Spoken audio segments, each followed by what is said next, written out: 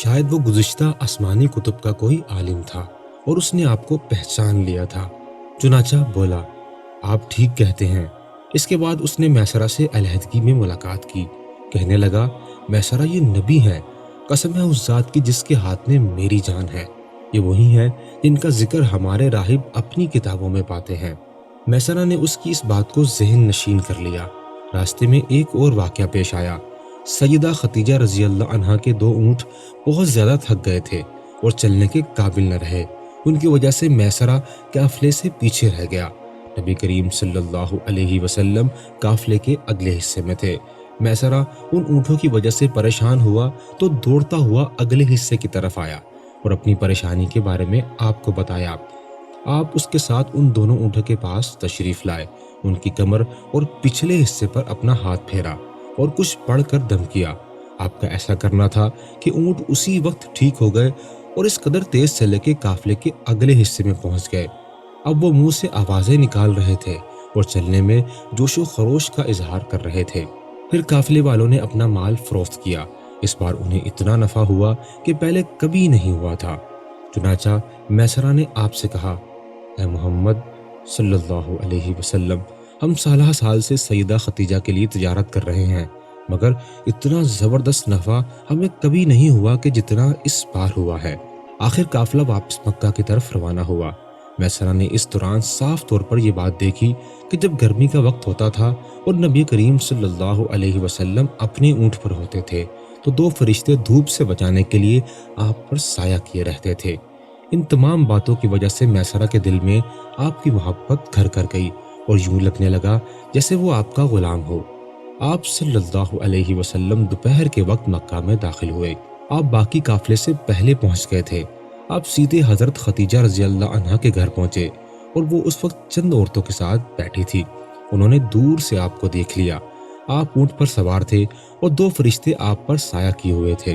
حضرت خدیجہ رضی اللہ عنہا نے یہ منظر دوسری عورتوں کو بھی دکھایا۔ وہ سب بہت حیران ہوئی۔ اب آپ نے حضرت خدیجہ رضی اللہ عنہا کو تجارت کے حالات سنائے، منافع کے بارے میں بتایا۔ اس مرتبہ پہلے کی نسبت 2 گنا منافع ہوا تھا۔ حضرت خدیجہ رضی اللہ عنہا بہت خوش ہوئی۔ انہوں نے پوچھا، میسرہ کہاں ہے؟ آپ نے بتایا، وہ ابھی پیچھے ہے۔ یہ سن کر سیدہ نے کہا، آپ فوراً اس کے پاس جائیے اور اسے جلد از جلد میرے پاس لائیے۔ آپ واپس روانہ ہوئے۔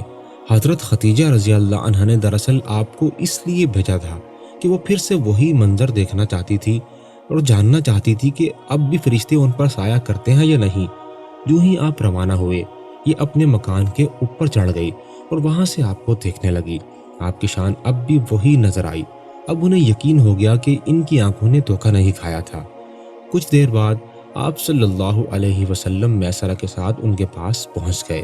حضرت خدیجہ رضی اللہ عنہا نے میسرہ سے کہا، میں نے ان پر 2 فرشتوں کو سایہ کرتے ہوئے دیکھا ہے، کیا تم نے بھی کوئی ایسا منظر دیکھا ہے؟ جواب میں میسرہ نے کہا، میں تو یہ منظر اس وقت سے دیکھ رہا ہوں جب قافلہ یہاں سے شام جانے کے لیے روانہ ہوا تھا۔ اس کے بعد میسرہ نے نستورہ سے ملاقات کا حال سنایا۔ دوسرے آدمی نے جو کہا تھا وہ بھی بتایا۔ اس نے لات اور عزا کی قسم کھانے کے لیے کہا تھا۔ پھر اونٹوں والا واقعہ بتایا۔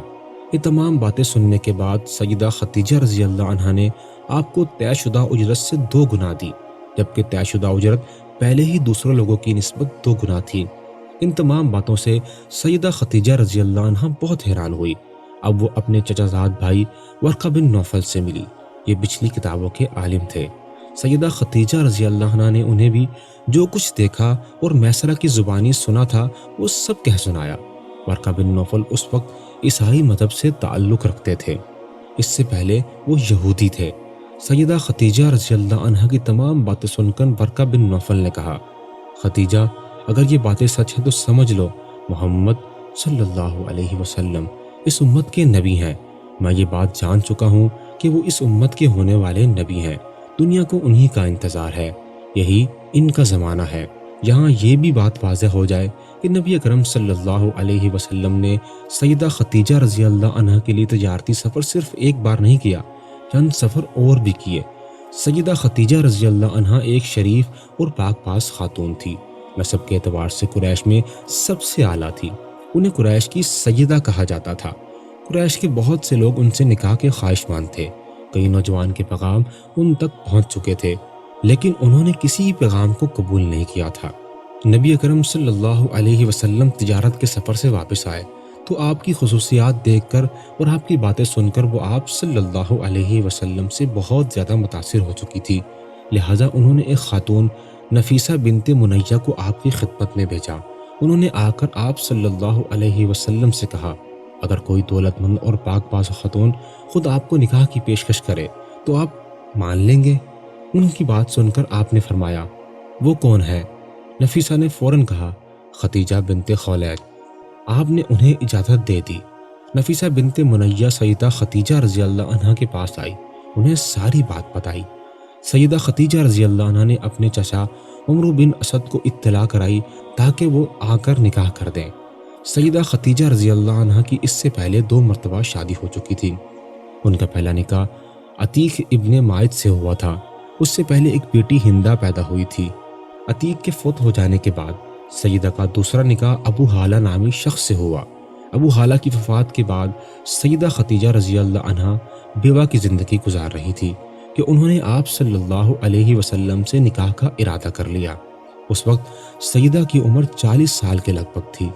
سیدہ خدیجہ رضی اللہ عنہا کے چچا عمرو بن اسد وہاں پہنچ گئے۔ ادھر نبی کریم صلی اللہ علیہ وسلم بھی اپنے چچاؤں کو لے کر پہنچ گئے۔ نکاح کس نے بڑھایا، اس بارے میں روایات مختلف ہیں۔ ایک روایت یہ ہے کہ نکاح آپ کے چچا ابو طالب نے بڑھایا تھا۔ مہر کی رقم کے بارے میں بھی روایات مختلف ہیں۔ ایک روایت یہ ہے کہ مہر کی رقم 12 اوقیہ کے قریب تھی۔ دوسری روایت یہ ہے کہ آپ نے مہر میں 20 جوان اونٹنیاں دی۔ نکاح کے بعد نبی کریم صلی اللہ علیہ وسلم نے ولیمے کی دعوت کھلائی اور اس دعوت میں آپ نے 1 یا 2 اونٹ ذبح کیے۔